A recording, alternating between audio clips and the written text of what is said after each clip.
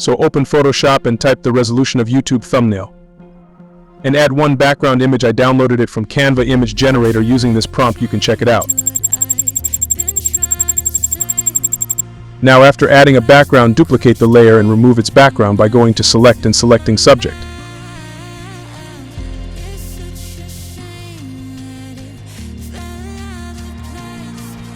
Click on the mask to remove the background. Now right-click on the duplicate layer and click on Convert it to Smart Object. Now go to Filter and click Blur and add a Gaussian blur. Also adjust its value as much you like it. Have to look like a perspective. Now add text, adjust its size, color, and Ctrl-T is used to resize, so use it to resize and adjust its position. Note that it should be below that duplicate layer.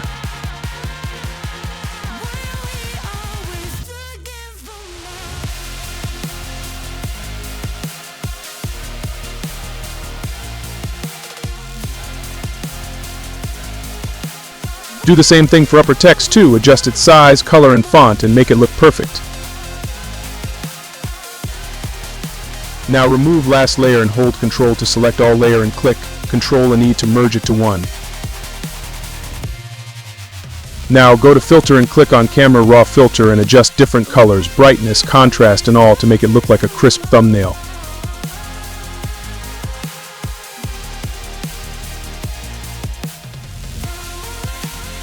This is the final result.